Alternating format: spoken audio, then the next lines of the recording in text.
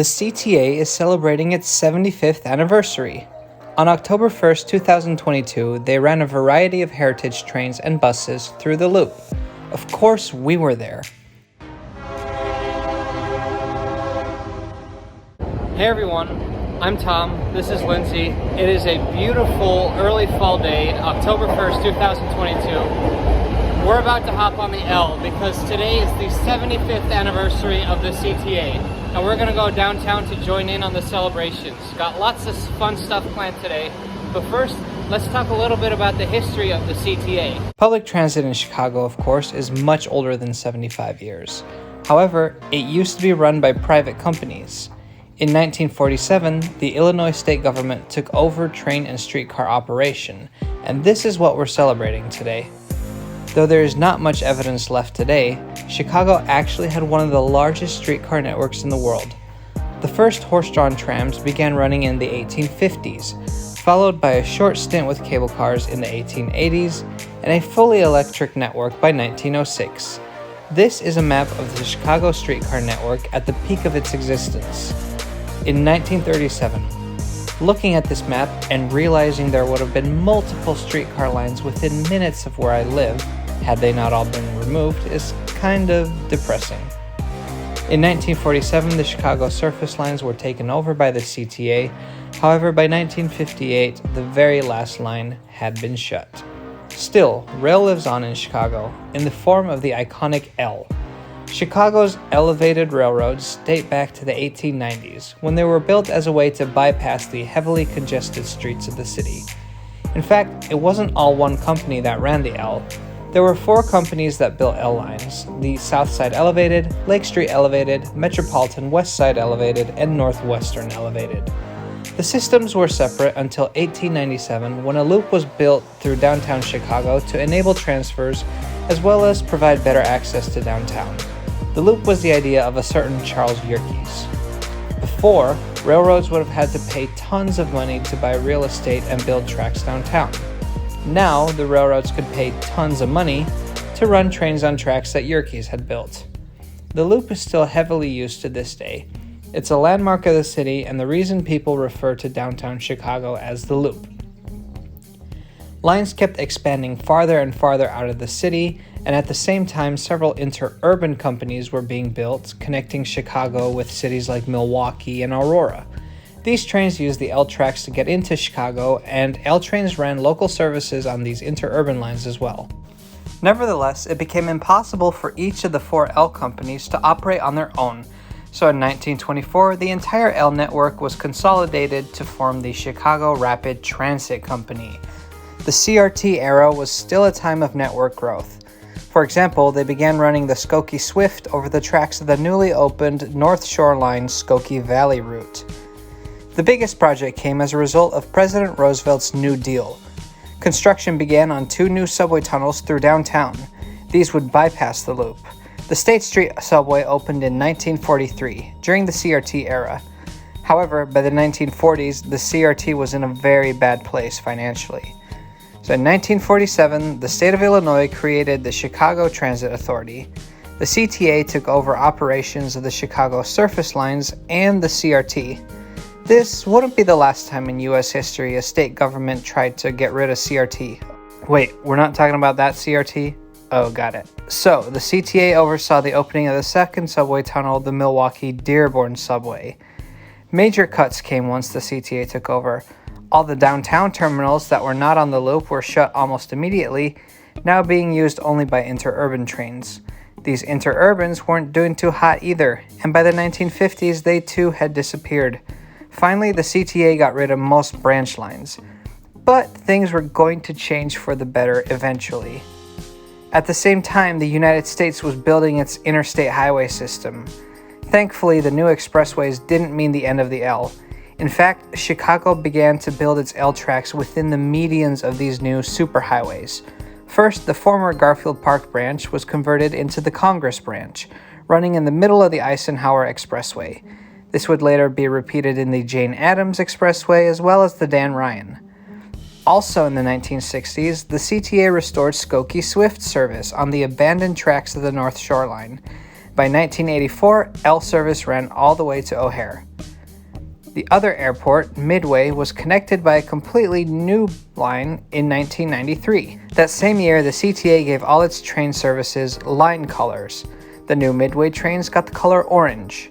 These colors are still used to this day. The pink line was added in 2006 when it replaced the Douglas branch of the blue line. Pink line trains use what used to be an old maintenance track to connect to the green line and run into the loop instead of the subway tunnel. Finally, in the future, the red line is scheduled to be extended farther south to 130th Street. And then there's buses.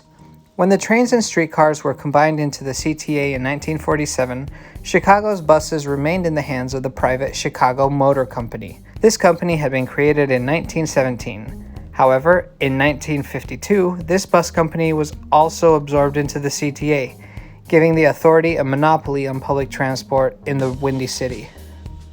The CTA certainly has its flaws, especially during COVID because of the staffing issues. Many trains and buses simply wouldn't show up even when the schedule says that they were supposed to. Some tracks are in need of an upgrade and stations are often very dirty. It can be easy to be intimidated or annoyed by your fellow passengers. However, the CTA is constantly upgrading its infrastructure and has a very good rail network for American standards, complemented by an expansive bus network. Fares are also relatively cheap, especially if you get a day, week, or month pass. Now, without further ado, let's head over to the 75th anniversary celebrations. Now, to celebrate, there are going to be people handing out things at the Daily Center, but also the CTA is going to be running some of its older trains and buses. This is Lincoln. Transfer to Warren. So the Heritage Fleet starts running at 10, runs until 2. Unfortunately, Lindsay can't be there the whole day, so we got here pretty early, a little bit before 9:30, to see if we can score special tickets for some of the first runs of the Heritage trains.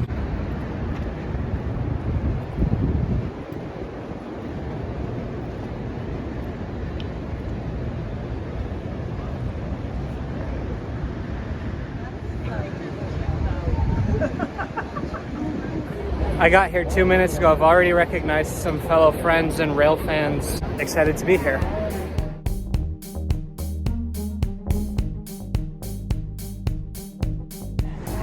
So Lindsay got us some 75th anniversary posters. Oh, I love that one. This one's all buses.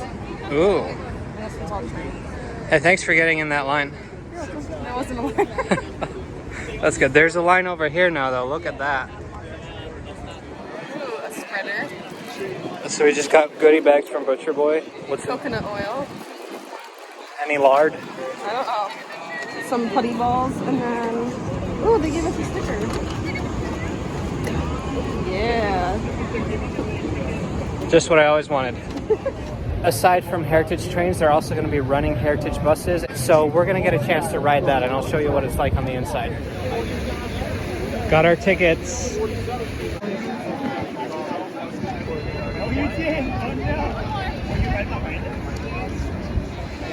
Okay, we have a train at 10.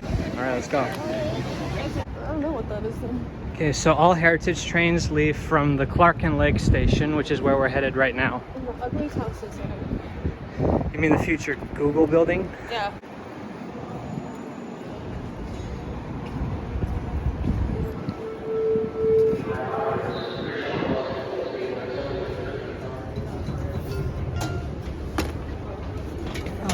Yes, so what's cool about Clark and Lake Station is not only that access to the platform happens through the neighboring buildings, but also it is the only station that has both elevated platforms on the loop as well as underground platforms on the blue line. Let's go see how busy it is. Oh shoot.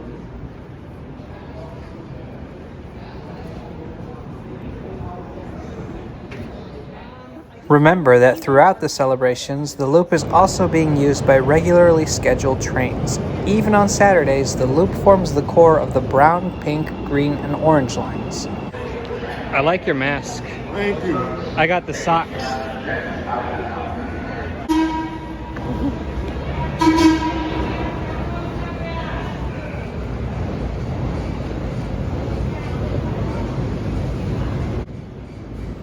first departure today was a 4000 series train built in 1923.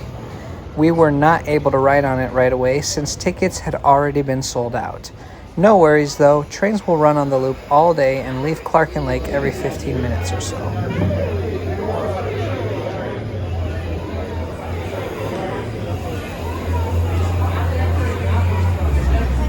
We won't be riding this one, but Tom will ride it later.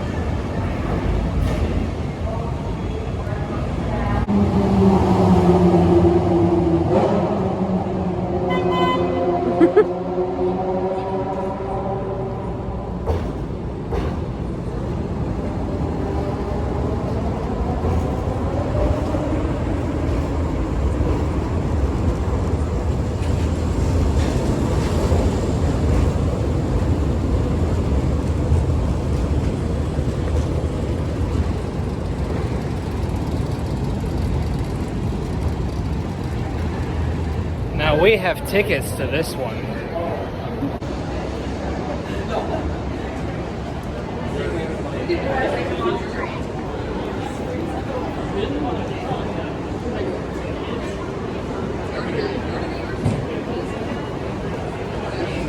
Oh. The back or the front? Yeah, let's do the back.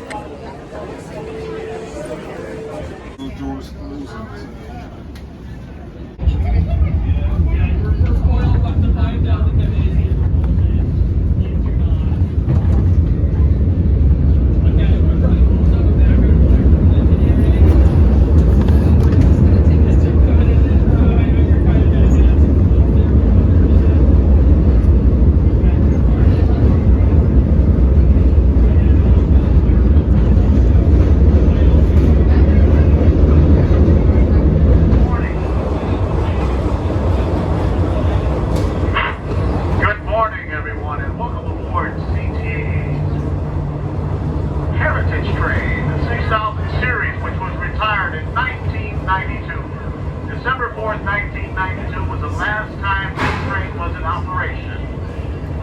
We are currently celebrating 75 years of the good old Chicago Transit Authority. Once again, we'd like to wish you a good morning and thank you for riding with us aboard this Heritage Fleet train, your 6000 series train, which was retired December 4th, 1992, almost 30 years ago. It was restored for 24 years, and it's back with us now with our Heritage Fleet series. Thank you once again for riding with us. Our next stop will be Clark and Lake.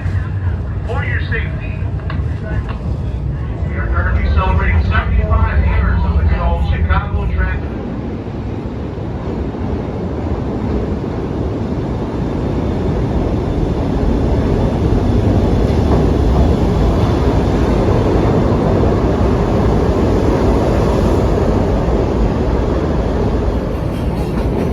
How is it so far? I like it.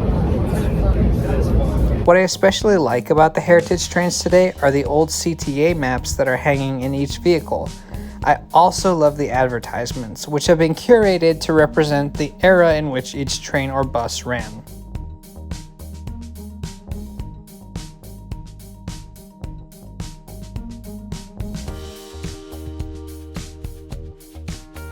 The 6000 series was introduced in 1950.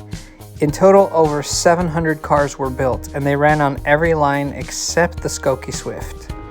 They were retired in 1992.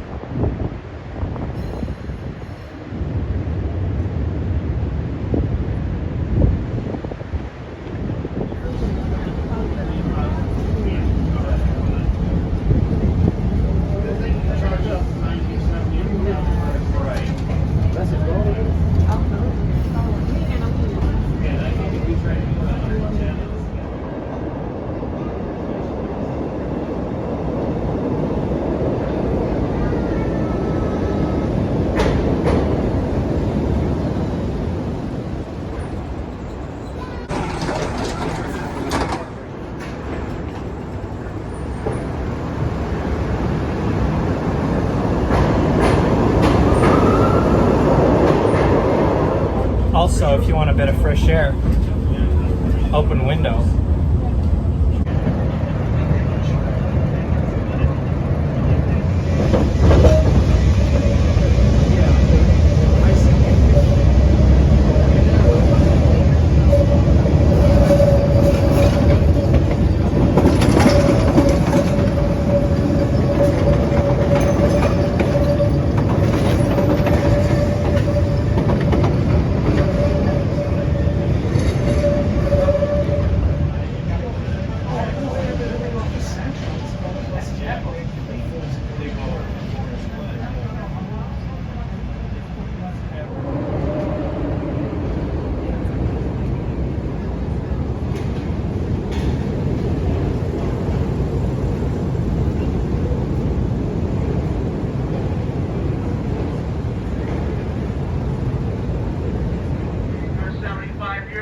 Today. Thank you so much. Have a great day.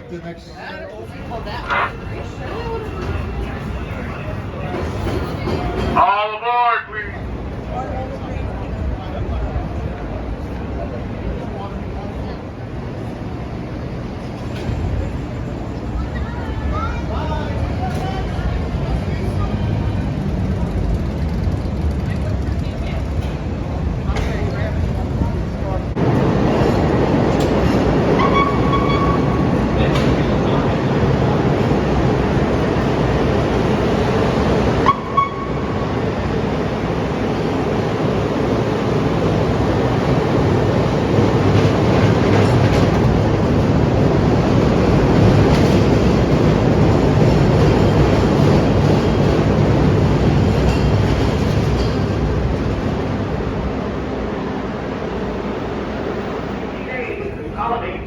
CTA Heritage Train. Good afternoon, guys. Look at all the 90s themes. Like 80s themes. Once again, the 2400 series has transit maps and advertisements reflecting the years that these trains were in service.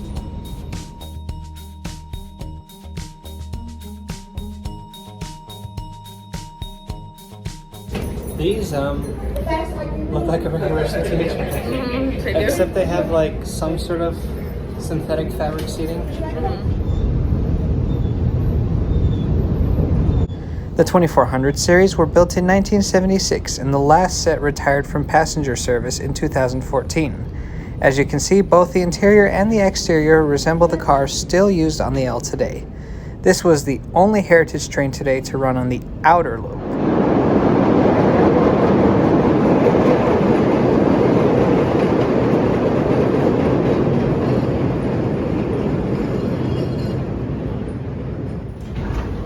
This is Quincy and Wells. Watch your step for delight. Welcome aboard the Heritage Train 2400 series, making stops around the loop. Welcome aboard.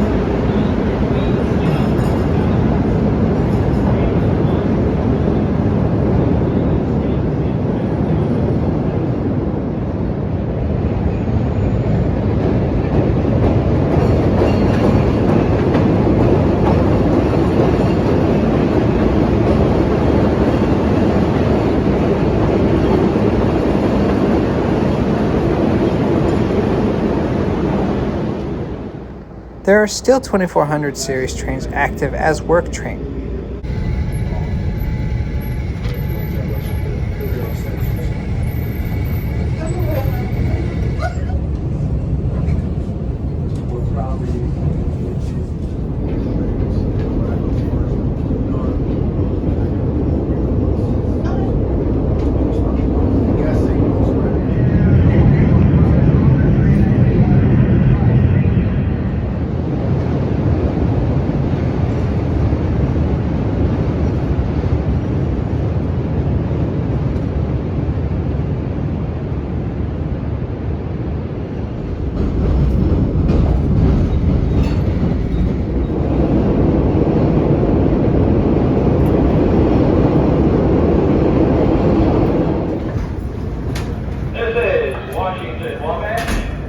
Welcome aboard the CTA.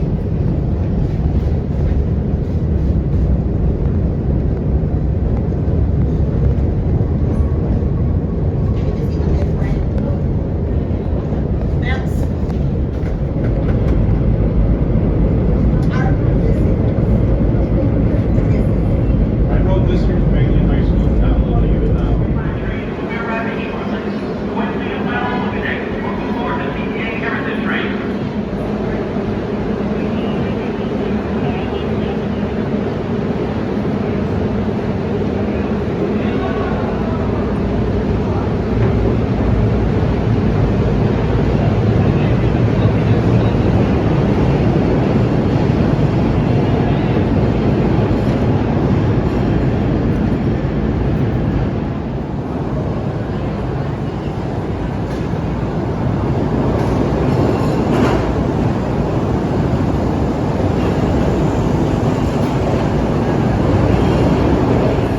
Lindsay's got to go. We'll miss you. I love you. I'm going to go ride the 4000 series, and I'll see you later.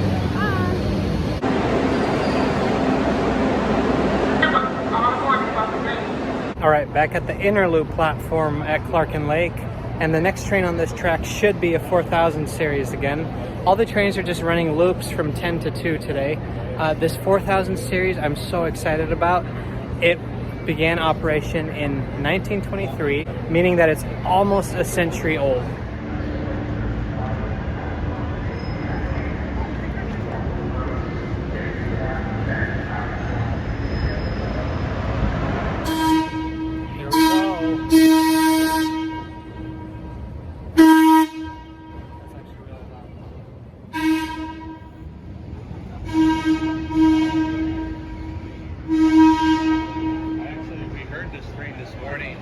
Outside from our place, I heard like, oh, that was the least you've ever said in your life. Thank you.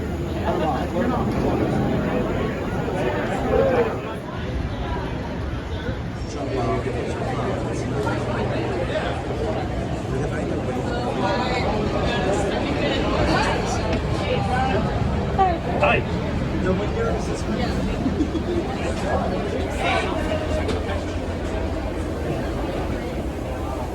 Love you guys.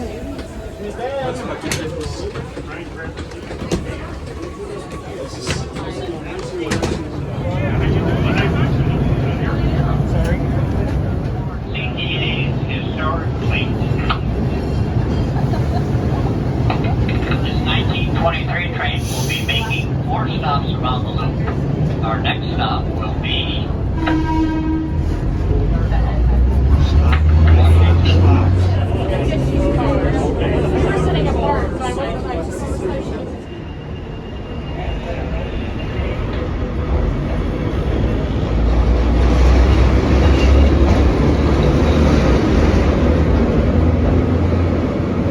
Listen to the rumble of these 100-year-old motors.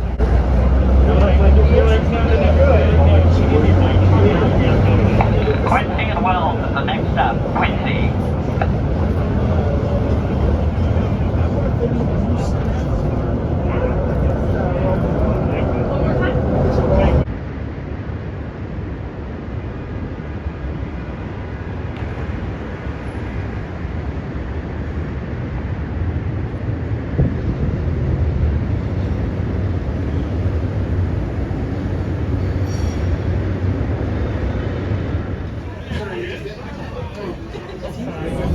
Oh, these longitudinal seats have some sort of metal bar that stabs me right in the back. The 4000 series are a century old, so the advertisements on this train are really vintage. They include ads for Hodar, a character that was developed in the 90s when train service on the Dan Ryan line was being changed from going to Harlem and Lake to going to Howard, aka the current Red Line. The 4000 series would never have seen these posters since they were retired in the 1970s.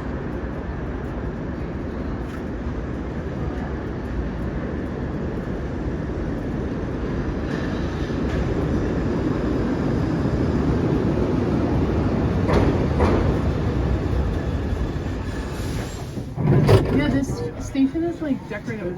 Yeah, this is retro. This is they noticed- backdated it. I noticed it when I never got off at Quincy.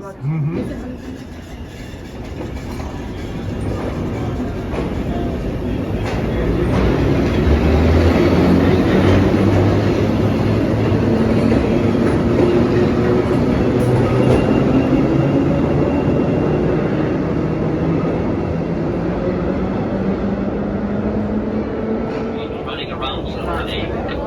Yes, you're most welcome to ride that, but let other people have a chance on this train.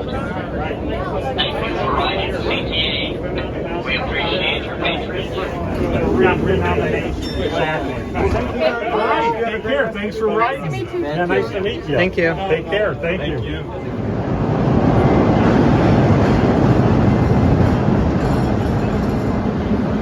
Notice that they have trolley poles on the roof? Skokie Swift and the Evanston line used to have overhead wires rather than third rail.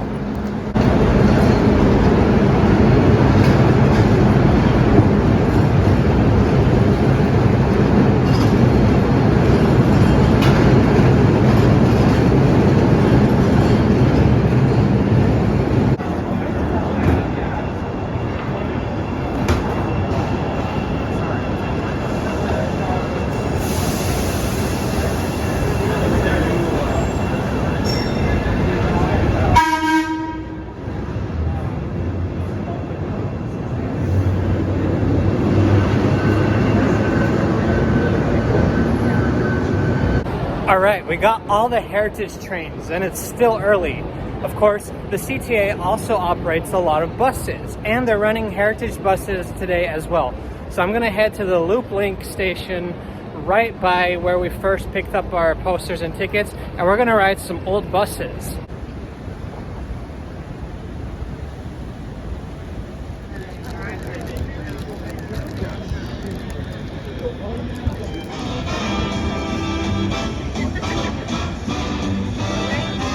Bus 3607 was built by Flexible, but despite Flexible building hundreds of buses for the CTA, this vehicle is unique.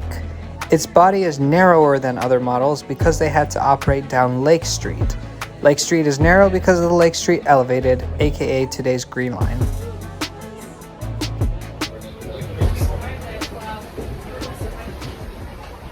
You know, these seats are actually harder than they look. But still, the design of this bus, why don't we have something like this anymore? This looks a lot better than what's running around today.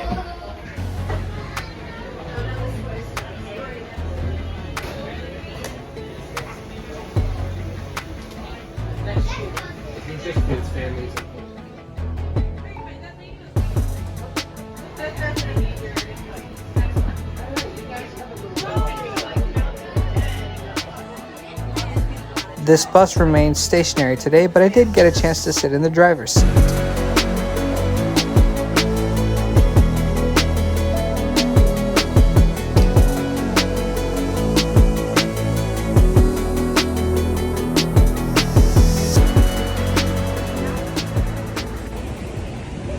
This right here is the Loop Link stop. Here's where we're gonna get on the bus.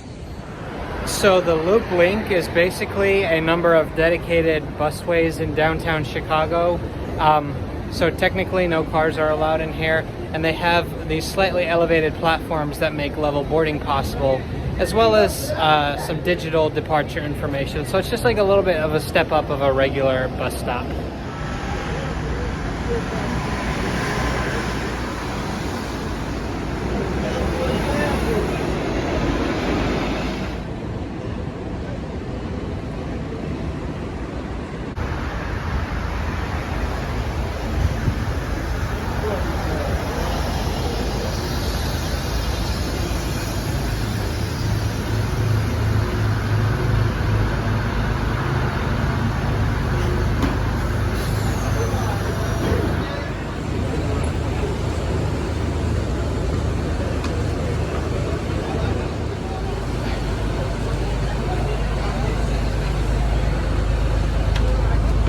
Hello.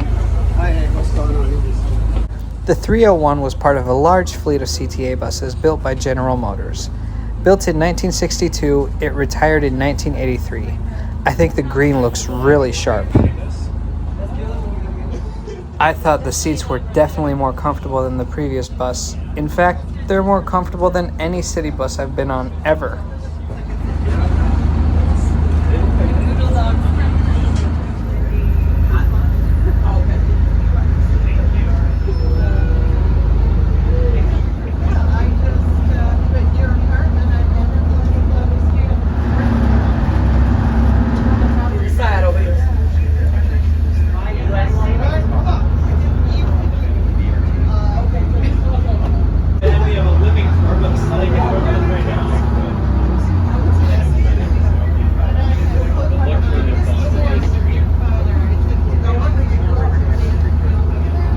Look at this gorgeous window behind me. I really wish the buses still had that today.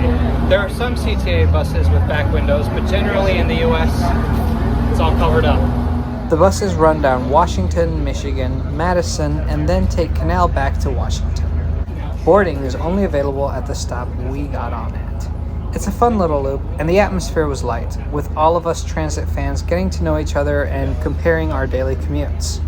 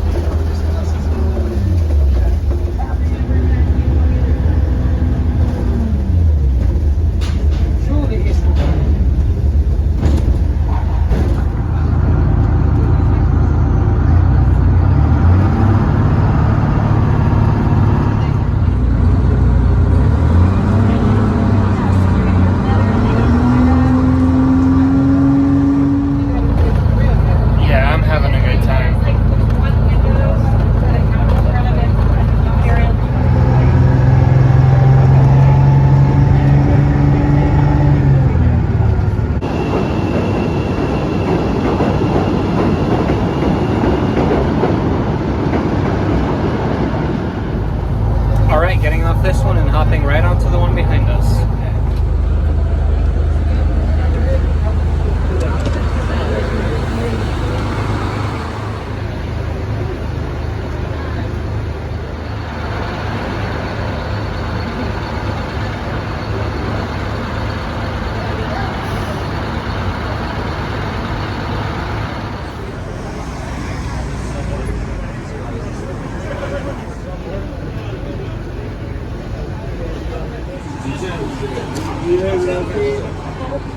I'm sorry, I'm trying to clean up.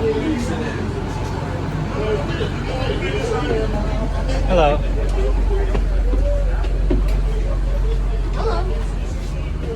Finally, today's last vehicle, the 8499, is a very special bus. It was used to test a bunch of design features that were incorporated in the fleet of the 60s and 70s. It was built in 1960 and retired in the 70s.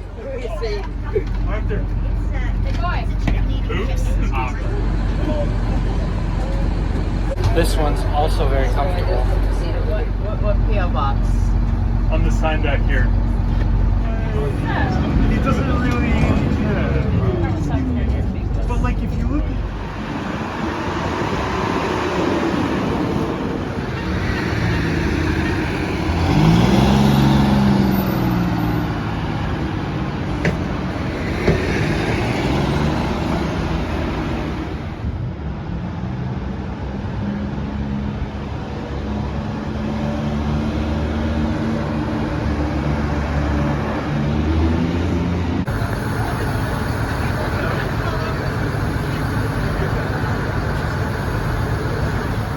Wow, both in terms of design as well as comfort. I like the older stuff that the CTA ran better than what they run now.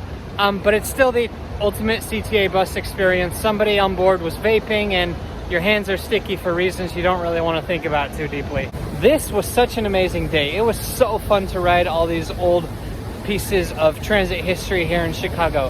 CTA, people love to hate you, but really, where would we be without you? Here's to another 75 years.